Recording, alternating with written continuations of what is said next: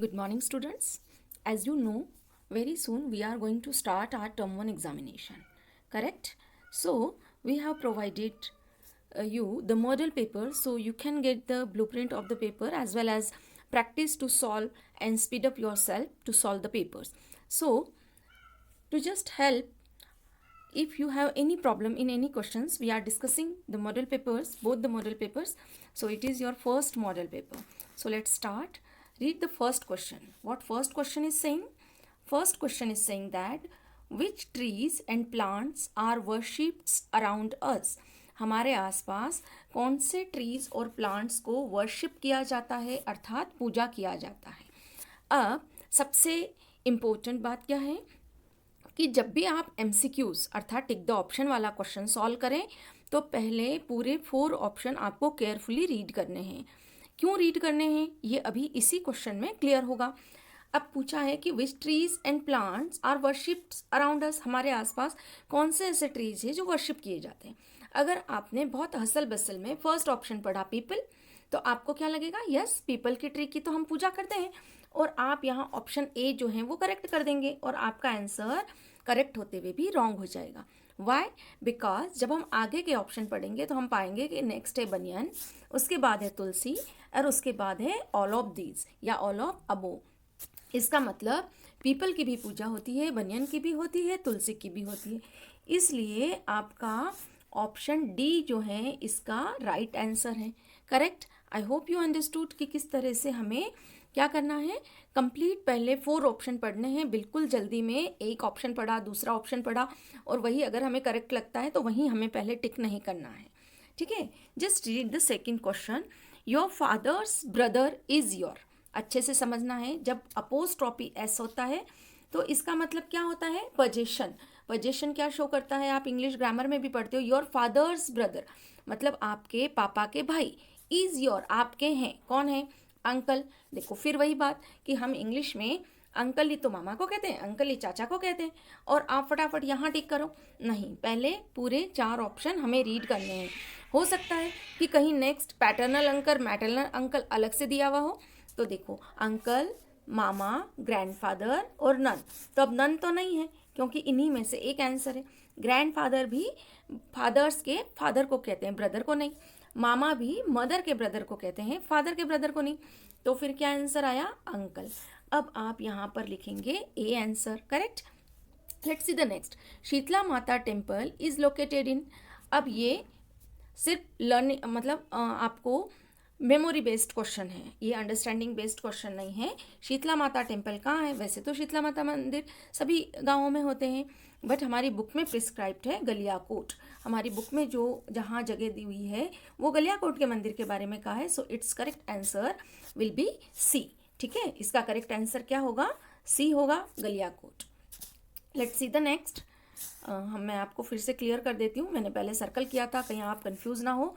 सी option Galiyakot third का correct answer है. In Braille system pen like device is called.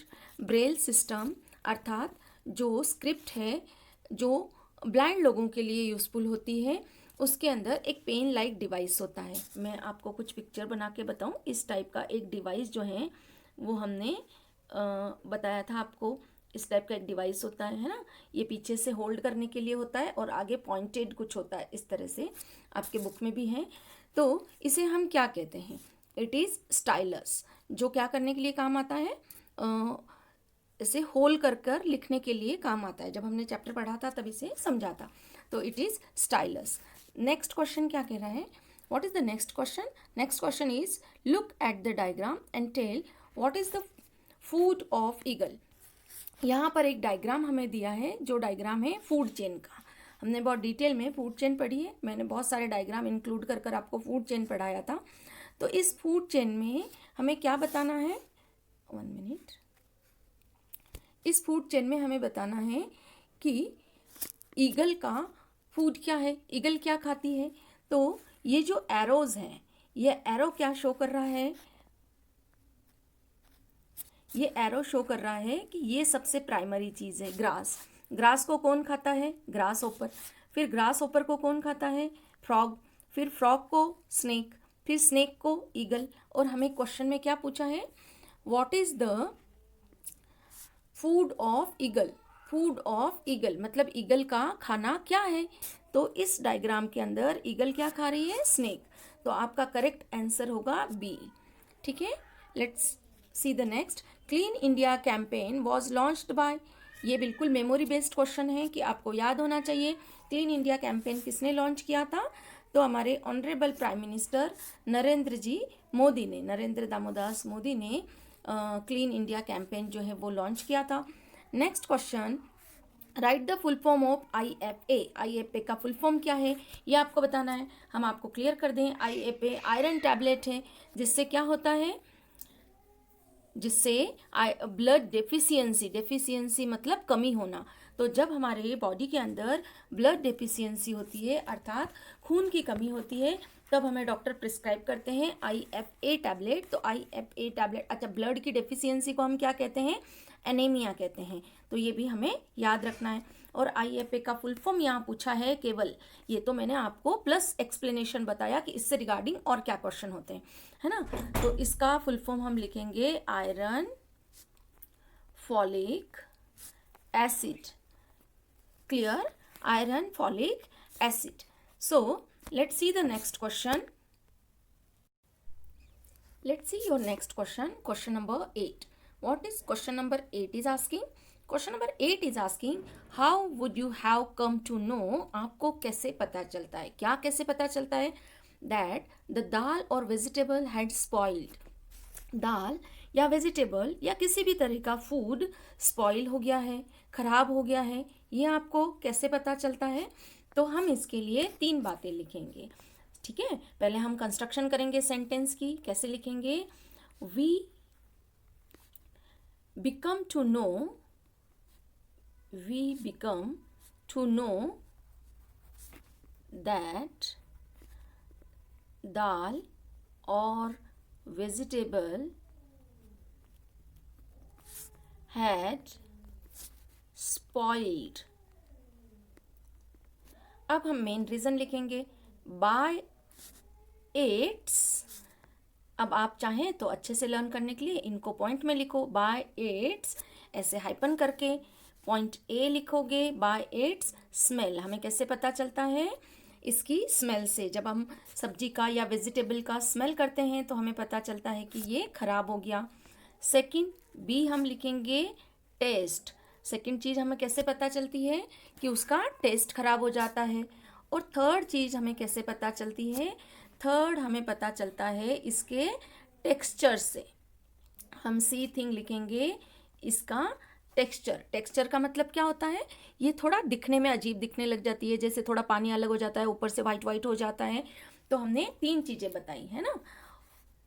ठीक है, 3 थिंग्स। कौन कौन सी 3 थिंग्स हमने बताई? हम फिर से रिवाइज कर लेते हैं। पहले सेंटेंस से हमने कंस्ट्रक्ट किया और फिर बताया by its taste. Second thing हमने बताई स्मेल। एंड थर्ड थिंग हमने बताई by its texture. Correct? Okay, I hope you understood. अच्छा, सबसे इंपॉर्टेंट बात मैं ये बता दूं कि लास्ट टाइम जब भी हमने क्लास टेस्ट के या जनरल वर्कशीट है उसका मैंने आपको डायरेक्ट आंसर टाइप करके PDF सेंड किया था, बट उससे क्या होता है आप जस्ट उसको कॉपी करते हैं, इसलिए हमने आपको डायरेक्ट टाइप करके आंसर शीट सेंड नहीं किया है। अब जब आप ऐसे एक्सप्लेनेशन 1 बाय 1 बहुत ध्यान से कंसंट्रेशन से सुनेंगे तो आपको साथ के साथ लर्न होता जाएगा। अब आपको केवल रिटर्न वर्क कंप्लीट करने का एक ही टारगेट नहीं रहेगा, जबकि आपको इस वीडियो को बहुत अच्छे से देखना है। तो आपको क्या होगा, इस साथ के साथ ये लर्न होंगे। चलो let's see the next question. Next question is asking which festivals do we celebrate to conserve trees. Conserve का अर्थ होता है टू प्रोटेक्ट, बचाना, संरक्षण करना। ट्रीज प्रोटेक्ट करने के लिए हम कौन से फेस्टिवल सेलिब्रेट करते हैं? एज वी नो, व्हेन हमने चैप्टर पढ़ा था तो हमने ये देखा था कि इंडिया के अंदर एंशियंट टाइम से ही ट्रीज वर्शिप किए जाते हैं और उसके लिए अलग अलग फेस्टिवल सेलिब्रेट किए जाते हैं, है ना। और अलग अलग फेस्टिवल को अलग अलग काइंड ऑफ ट्रीज से मैच कर दिया कि इस फेस्टिवल पर इस ट्री की पूजा करनी चाहिए और जिसको हम वर्शिप करते हैं उसका हम रेस्पेक्ट करते हैं, कट नहीं करते हैं, है ना। तो इस तरह से कंजर्व ट्रीज जो है बाय वर्शिपिंग या बाय फेस्टिवल होता था। तो चलिए कौन कौन से फेस्टिवल सेलिब्रेट करते हैं हम ट्रीज कंजर्व करने के लिए? तो पहले हम लिखते हैं दशा माता व्रत, दशा माता, फास्ट भी लिख सकते हैं और एज इट इज़ हिंदी में आप व्रत भी लिख सकते हैं, मैं यहाँ पर फास्ट लिख देती हूँ, ठीक है। सेकंड, अब इस पर हम क्या किसकी पूजा करते हैं, मैं आपको एडिशनली ऐसे ही बता देती हूँ। दशा माता व्रत को हम पीपल की पूजा करते हैं, पीपल की ही करते हैं क्या। चलो नेक्स्ट देखिए, नेक्स्ट हम और किसकी पूजा करते हैं, सेकंड हम बताएंगे शमी ट्री, किसकी करते हैं, शमी ट्री जो अभी लेटेस्ट गया है ना। अच्छा आपको फेस्टिवल लिखना है, sorry I am very sorry, यहाँ पर हम सेकंड फेस्टिवल लिखेंगे दशहरा। क्यों लिखेंगे दशहरा, क्योंकि अभी लेटेस्ट फेस्टिवल गया दशहरा और हमें पता है कि दशहरे के दिन हम शमी की पूजा करते हैं, शमी ट्री जिसको हम खेजड़ी भी कहते हैं, ठीक है। उसके बाद नेक्स्ट फेस्टिवल क्या आता है, नेक्स्ट फेस्टिवल आता है वट सावित्री, वट सावित्री पूर्णिमा, वट सावित्री पूर्णिमा, इस दिन भी हम वट वृक्ष की पूजा करते हैं, ठीक है। तो 2 नंबर का क्वेश्चन है, अगर आप 3 से 4 लिखते हैं देन इनफ है, तो 4 हमने लिखे हैं, ठीक है। Let's see the next one, next match करने का कह रहा है। अब जब भी मैच करते हैं तो आपको बहुत फाइनली क्या करना होता है, दोनों कॉलम्स पहले रीड करना होता है। फर्स्ट कॉलम में देखो क्या है, सवाई माधोपुर, फिर है माही डैम, नेक्स्ट है रामदेवरा, नेक्स्ट है हैंडपंप और नेक्स्ट है रेन। अब हम पढ़ेंगे बी कॉलम, बी कॉलम का ए है पर्चा बावड़ी, सेकंड है हार्वेस्टिंग, थर्ड है सोर्स ऑफ वाटर, 4 है बांसवाड़ा और ई अर्थात 5th है रणथंबोर नेशनल पार्क। अब अगर आपको लगता है कि कोई ऑप्शन ए का कॉलम का और बी कॉलम का हमें कंफ्यूज कर रहा है, तो जहां आप पहले फिक्स हैं उन कॉलम को आपको पहले मैच करना है, ठीक है। तो हम किसको लेकर फिक्स हैं, हम सवाई माधोपुर को लेकर फिक्स हैं, तो हमारा 1 जो है वो मैच होगा रणथंबोर नेशनल पार्क से, ठीक है, क्योंकि सवाई माधोपुर डिस्ट्रिक्ट के अंदर रणथंबोर नेशनल पार्क है। सेकंड, हम 2 को भी लेकर एकदम श्योर हैं, 2 माही डैम है जो कि डिस्ट्रिक्ट बांसवाड़ा में है, ठीक है। अब 3 को लेकर भी हम एकदम डैम श्योर हैं कि रामदेवरा जो जैसलमेर डिस्ट्रिक्ट में है वहाँ पर है पर्चा बावड़ी। अब हैंडपंप आ रहा है जो सोर्स ऑफ वाटर है, रेन भी सोर्स ऑफ वाटर है, तो क्या होगा, अब देखो हैंडपंप कभी भी हार्वेस्टिंग के लिए काम नहीं हो लेता है और रेन से जो फार्मर्स होते हैं वो हार्वेस्ट करते हैं, है ना। तो हम हैंडपंप को सोर्स ऑफ वाटर अर्थात 4 को सी से मैच करेंगे और रेन जो 5 है इसको हम मैच करेंगे हार्वेस्टिंग से। प्रॉब्लम सॉल्व, यस, समझ में आया आप सबको, yes. Let's see the next question, what next question is asking, next question कह रहा है कि study the map of Rajasthan and mark, क्या मार्क करना है, national desert park, okay. So कहाँ है national desert park, national desert park है जैसलमेर एंड बाड़मेर। तो अब जैसलमेर एंड बाड़मेर डिस्ट्रिक्ट कहाँ है, लेट्स सी। सबसे वेस्टर्न मोस्ट और सबसे बड़ा डिस्ट्रिक्ट जो है एरिया वाइज वो है जैसलमेर, 1 मिनट, हाँ जी, सबसे बड़ा और सबसे western district this is Jaisalmer, ये क्या है जैसलमेर है ना। और सेकंड थिंग ये है बाड़मेर, और इन दोनों डिस्ट्रिक्ट में कंबाइनली क्या है हमारा नेशनल डेजर्ट पार्क। तो आप क्या करेंगे, इनको किसी कलर से शेड कर सकते हैं, ओके, या आप इन दोनों में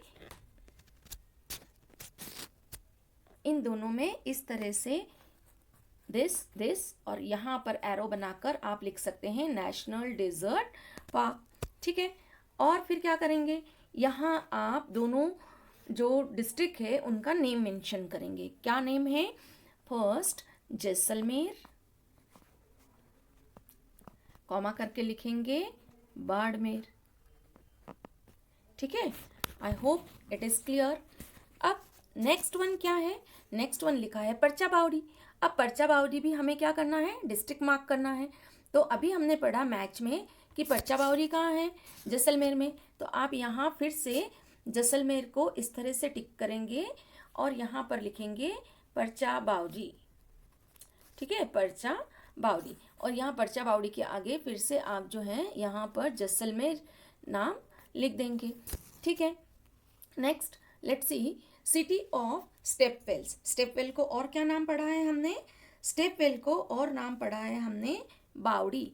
तो स्टेपवेल की सिटी किसे कहते हैं, स्टेपवेल की सिटी कहते हैं बूंदी को, किसे कहते हैं, बूंदी को। अब बूंदी जो है वो राजस्थान के मैप में कहाँ सिचुएटेड है, let's see where is Bundi, ये बूंदी है भीलवाड़ा के पास, दिस इज बूंदी, ओके। ये जो है ये भीलवाड़ा, और ये भीलवाड़ा के पास ये है बूंदी, है ना। तो आप यहाँ क्या लिख सकते हैं, यहाँ आप लिख सकते हैं सिटी ऑफ स्टेपवेल, ठीक है, सिटी ऑफ स्टेपवेल्स। आपको वीडियो पूरा देखना है अगर बहुत अच्छे से समझना है तो, ठीक है। नेक्स्ट देखो, वेरी इजी क्वेश्चन, बिल्कुल आपके मेमोरी बेस्ड क्वेश्चन है, यहाँ कुछ अंडरस्टैंडिंग वाला नहीं है। Right the names of any 5 plants and their country names from those brought. अब आपको 5 प्लांट्स के नाम लिखने हैं और साथ के साथ आपको क्या लिखना है, जहाँ से वो प्लांट्स आए हैं उन कंट्री के या कॉन्टिनेंट के भी लिख सकते हैं आप, उन कॉन्टिनेंट के नाम लिख सकते हैं, ठीक है। तो यहाँ अब हम स्टार्ट करेंगे, सबसे पहले बताएंगे टी कहाँ से आई है, चाइना से। सेकंड हम बताएंगे पीस कहाँ से आए हैं, यूरोप से, है ना। कॉन्टिनेंट का भी हम नाम, एक मिनट, हाँ जी, सेकंड हम लिख रहे हैं पीस, ये आए हैं यूरोप से, करेक्ट। फिर हम लिख रहे हैं कॉफ़ी जो आई है अफ्रीका से, ओके। देन हम लिखेंगे नेक्स्ट व्हीट, ठीक है, ये डब्लू थोड़ा कंसिडर करना है प्रॉपर, ये आए हैं यूएसए से, क्लियर। अब बताओ लेडी फिंगर कहाँ से आई है, नेक्स्ट लिखो, लेडी फिंगर सबको पसंद है ना आपको, कॉलीफ्लावर, लेडी फिंगर, तो बताइए लेडी फिंगर कहाँ से आई है, वन में, ये भी आई है अफ्रीका से, ठीक है, ये भी आई है अफ्रीका से। तो इस तरह से 4 प्लांट्स हमने लिख दिया, T China, coffee Africa, lady finger Africa, cauliflower भी लिख सकते हैं आप यूरोप, और पीस भी आए हैं यूरोप से, ठीक है। तो आप इस क्वेश्चन को अटेम्प्ट कर लीजिए। अब देखो what is the next question, the question is what are the shapes of well and baori. Very easy, अगर आपको ज़्यादा कंस्ट्रक्शन याद नहीं रहता है तो आप इसे सिंपली इस तरह भी लिख सकते हैं। कैसे लिख सकते हैं, बहुत सिंपल लैंग्वेज में लिख सकते हैं, शेप ऑफ वेल। कुछ बच्चे ऐसे होते हैं जिनको कंस्ट्रक्शन जो है बहुत लंबी कंस्ट्रक्शन सिंगल सेंटेंस की होती है, याद नहीं रहती, तो आप डायरेक्ट लिखो शेप ऑफ वेल्स राउंड, है ना। फिर वापस से लिख दो शेप ऑफ बाउरी स्क्वायर और राउंड। स्क्वायर भी होते हैं बाउडीज और राउंड भी होती है, स्क्वायर और राउंड। सिंपल, आपको कुछ भी कंस्ट्रक्शन भी नहीं करना पड़ा और आपका आंसर भी पूरे मार्क्स दिलाने वाला आ गया। अब क्या करना है आपको, make a list of 4 carnivorous and 4 herbivorous animal. It's too easy, आप फर्स्ट सेकंड क्लास से ही ये चीज़ पढ़ते आ रहे हैं। अब आप पहले लिखिए कार्निवोरस एनिमल्स, है ना, यहाँ हेडिंग लिखना कार्निवोरस एनिमल्स, मैं शॉर्ट में लिख रही हूँ, आपको पूरा लिखना होता है कार्निवोरस एनिमल। फिर नाम लिख दो कौन कौन है, लायन, है ना, देन टाइगर, देन वुल्फ, और बोलो लिख सकते हैं चीता, ठीक है। तो यहाँ पर आपका ये आंसर कंप्लीट होता है। और सॉरी, आपको आगे हर्बीवोरस भी लिखने हैं, तो अब हम लिखेंगे हर्बीवोरस। तो आपको पहले लिखना है हर्बीवोरस एनिमल्स, कंप्लीट नाम लिखेंगे, फिर 4 हर्बीवोरस एनिमल्स के नाम लिखेंगे। तो हम लिख देते हैं काउ, एलिफेंट, उसके बाद हम लिख देते हैं हॉर्स, और हम क्या लिख सकते हैं, बहुत सारे हैं, है ना। हॉर्स के बाद जो भी आपको अच्छा लगता है, बफेलो अच्छा लगता है बफेलो लिख दो, ठीक है, डोंकी लिख सकते हो, है ना। तो आप इस तरह से हर्बीवोरस के नेम्स लिख देते हैं, ठीक है। अगला क्वेश्चन कह रहा है, क्वेश्चन 15 क्या कह रहा है, यहाँ पर नेम्स ऑफ एंट्स दे रखा है और आपके सामने वर्क दे रखा है, और उनके सामने ये वर्क कौन सी एंट करती है, ये उन एंट्स के आपको लिखने हैं नेम्स। तो एग्स देने का काम कौन करती है, क्वीन एंट। ये भी क्या है, ये भी मेमोरी बेस्ड क्वेश्चन है, आपको याद रखना पड़ेगा, ठीक है। क्वीन एंड्स, सेकेंड क्वेश्चन कह रहा है, ये टी है ना। सेकेंड क्वेश्चन कह रहा है to take care of eggs, कौन करती है, वर्कर। टेक केयर कौन करता है, वर्कर एंट करता है, करती है, ठीक है। अब प्रोटेक्ट, प्रोटेक्शन, सुरक्षा किसका काम होता है, सिक्योरिटी किसका काम होता है, सोल्जर का। तो यहाँ पर भी कौन करता है, सोल्जर एंड्स, ठीक है। तो ये आपका हो गया इसका answer. Let's the next, list any 4 things those you can identify bye smelling. बहुत सारी चीज़ें होती है, आपको सिर्फ 4 चीज़ों के ऐसे नाम लिखने हैं जो आप स्मेल से पता कर सकते हैं, ठीक है। तो मैं पहला लिख देती हूँ फ्लावर, सेकंड में लिख देती हूँ केक, केक भी आप स्मेल से पता कर सकते हो। थर्ड हम लिख देते हैं चॉकलेट, 4 हम लिख देते हैं फ्रूट। अब फ्रूट आप डायरेक्ट नहीं लिखकर एप्पल लिख सकते हैं, बनाना लिख सकते हैं, है ना, पपैया लिख सकते हैं, क्योंकि एप्पल, पपैया इन सब की अलग अलग स्मेल होती है। तो पर आपको कोशिश ये करनी है कि आप फ्रूट के ही 4 चीज़ें नहीं लिखकर अलग अलग नाम लिखें, जिससे एग्जामिनर को ये पता होगा कि हाँ इसे पता है। और अगर आपको अलग अलग नाम याद नहीं आते तो आप 4 फ्रूट के अलग अलग नाम भी लिख सकते हैं, ऐसा भी आप कर सकते हैं, ठीक है। Yes, the question number 17 is right any 4 benefits of yoga. Yoga के 4 बेनिफिट्स आपको लिखना है। आपके एज इट इज क्वेश्चन वैसे तो मैंने कॉपी में कराया हुआ है कि योगा मेक्स अस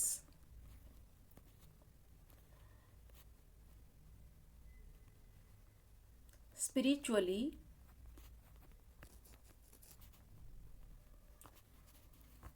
स्ट्रॉन्ग, स्पिरिचुअली स्ट्रॉन्ग करता है। अभी मेरी जो लैंग्वेज है वो चेंज हो सकती है, एज इट इज़ आपकी कॉपी में मुझे लिखवाया हुआ यहाँ पर नहीं भी मैं लिखूँ, क्योंकि ये नॉर्मल क्वेश्चन है जो हम अलग अलग लैंग्वेजेस में लिख सकते हैं। Second, yoga makes us to more concentrate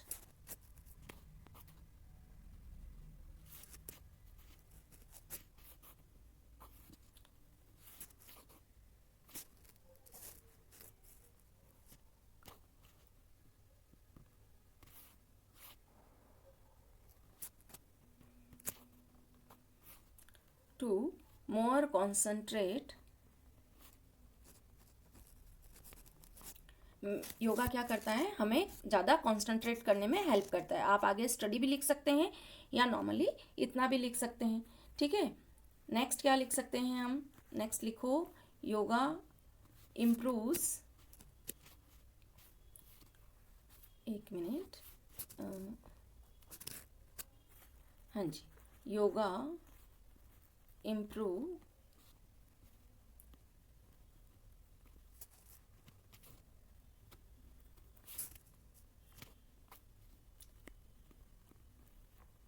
positive attitude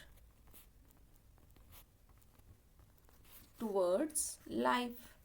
yoga हमें क्या करता है, लाइफ की ओर एक सकारात्मकता से देखने के लिए प्रेरित करता है, टूवर्ड्स लाइफ। क्लियर। चलो आप ये कॉपी में जैसा लिखा है वैसे भी लिख सकते हैं। How are the games benefit for us. Games मैं जनरली अब आपको क्या कर देती हूँ, डिक्टेट कर देती हूँ, ठीक है। पहला, गेम्स क्या करता है, गेम्स टीचर्स ब्रदरहुड, है ना, गेम्स, ठीक है। फर्स्ट हम लिखेंगे टीचेज अस, कौन, गेम्स, है ना, टीचेज अस ब्रदरहुड, भाईचारा से रहना सिखाता है। कैसे, क्योंकि जब हम टीम में होते हैं तो हम सब एक दूसरे का ध्यान रखते हैं, एक दूसरे के डिसीजंस को रेस्पेक्ट करते हैं। सेकंड हम लिख सकते हैं yoga sorry games makes us physically fit, makes us, game makes us या games make us physically fit. Third हम लिख सकते हैं it teaches us to take decision, है ना, गेम्स हमें और क्या सिखाता है, टू टेक डिसीजंस, ठीक है, टू टेक डिसीजंस। आगे हमें गेम और क्या सिखाता है, गेम हमें गेम्स स्पिरिट सिखाता है। क्या सिखाता है, गेम्स स्पिरिट सिखाता है। अर्थात अगर कोई टीम हारती है या कोई टीम जीतती है तो एक दूसरे से जलना नहीं और इस चीज़ को समझना, ये भी हमें गेम सिखाता है। ठीक है, what is the next question? अगला क्वेश्चन कह रहा है circle the food items that we should have to eat in the least quantity. अब देखो लीस्ट का मीनिंग क्या होता है? लीस्ट का मीनिंग होता है आपको सबसे कम क्वांटिटी में क्या खाना है ना। ये बहुत इंपॉर्टेंट है कि आपको वर्ड मीनिंग भी अच्छे से समझ में आए। लीस्ट मतलब लेस, एकदम कम क्या खाना है। ठीक है, तो हमें दलिया तो बहुत खाना है, चपाती भी खानी है, घी हमें सबसे कम खाना है, तो हमने सर्कल किया। फिर हमें राइस भी खाना है, एप्पल भी खाना है, ऑयल हमें बहुत कम खाना है, पल्सेस भी खाना है, पर स्वीट्स हमें सबसे कम खाना है। तो ये 3 चीज़ें जो है ये हमें सबसे लीस्ट में खानी होती है। चलो नेक्स्ट पूछ रहा है 5 फ्लोटिंग और 5 थिंग्स ऐसी लिखनी है जो वाटर में ड्रॉन होती है। तो हम सबसे पहले लिखते हैं फ्लोटिंग, है ना। फ्लोटिंग थिंग्स, फ्लोटिंग थिंग्स में आप क्या लिख सकते हैं? Piece of would,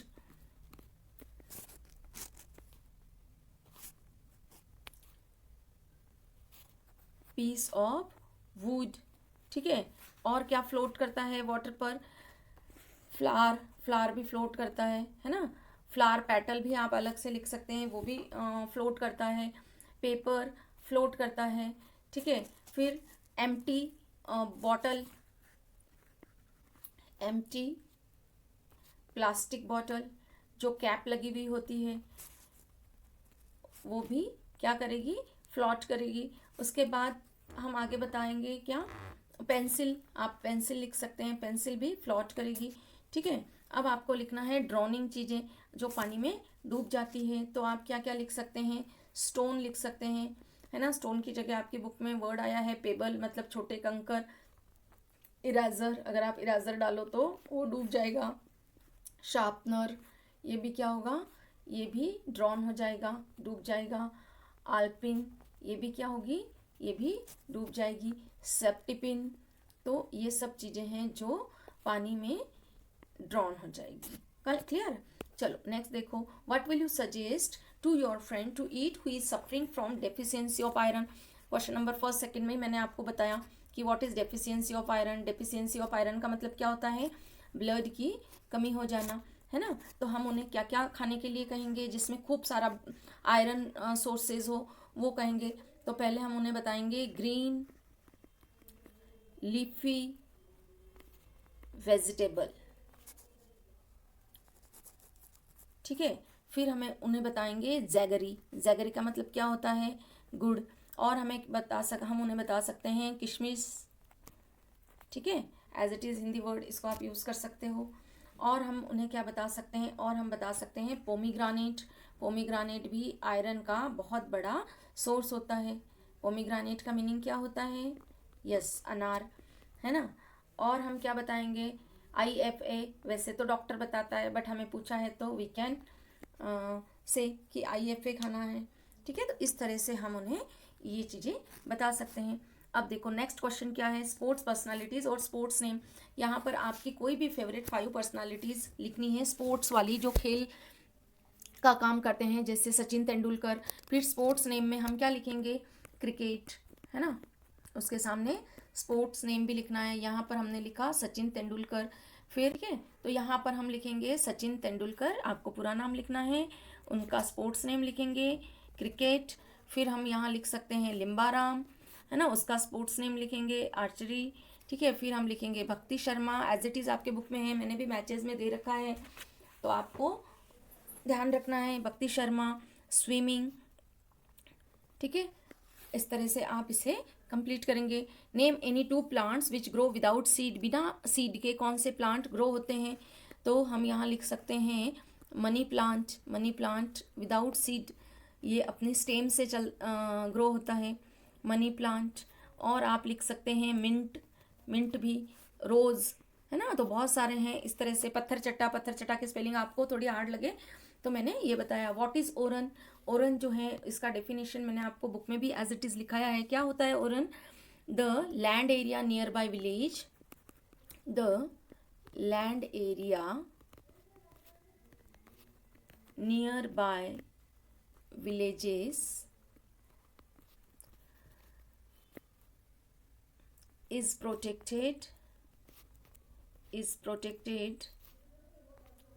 as forest on the name of folk deity. Folk deity का मतलब क्या होता है? कोई भी लोक देवता, और सेंट मतलब साधु, है ना। इनके नाम पर जो भी नियर बाय एरिया होता है गांव का, वहाँ फॉरेस्ट प्रोटेक्ट होता है, उसी को हम ओरन कहते हैं। क्लियर? अगला वेरी इजी क्वेश्चन, इनके सिर्फ आपको पिक्चर रिकॉग्नाइज करके नाम लिखना है। So this is Hargobind Khorana, है ना, Hargobind Khorana. And this is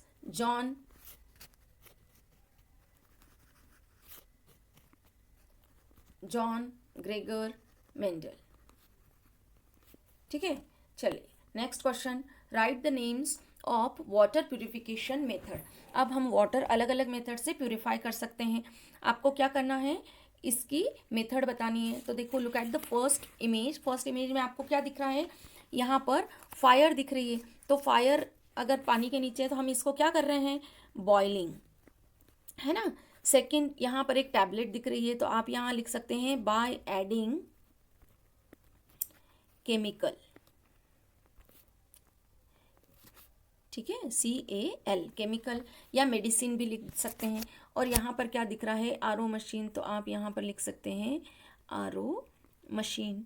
clear है? आपको वीडियो अप टू एंड पूरा देखना है अच्छे से, तब आपको समझ में आएगा। नेक्स्ट क्वेश्चन है कि आपको एक ह्यूमन डाइजेस्टिव सिस्टम का डायग्राम दे रखा है, and what you have to do, you have to label. यहाँ पर एरोज बनाए हुए हैं, और इन एरोज के जहाँ पर ये ऑर्गन्स है, इन ऑर्गन्स को आपको समझना है और लिखना है कि ये कौन से डाइजेस्टिव सिस्टम के कौन से ऑर्गन है। और ब्रैकेट में लिखा है एनी 5, मतलब 5 जो हैं वो कंपलसरी है लिखना। ठीक है, तो आप स्टार्ट कर सकते हैं। 1 मिनट, इसको हम थोड़ा सा नीचे ले लेते हैं जिससे डिस्टर्ब नहीं हो, आपको पूरा प्रॉपर नज़र आए। हाँ जी, तो यहाँ हम लिख सकते हैं माउथ, फिर this is oesophagus, this is oesophagus. ठीक है, अगर किसी बच्चे को ईसोफेगस की स्पेलिंग लर्न नहीं हो रही है तो हम इसे इजीली लर्न कर सकते हैं। कैसे करते हैं देखो, मैं आपको करके बता देती हूँ। इसको सिलेबल के अकॉर्डिंग हम ब्रेक कर लेते हैं। OEESO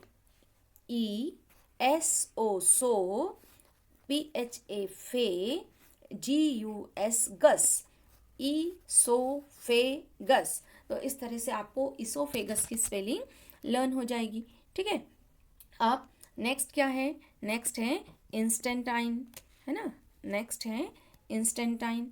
चलो हम बता देते हैं पहले। दिस इज लीवर, ये हैं आपके लीवर, और दिस वन इज इंस्टेंटाइन।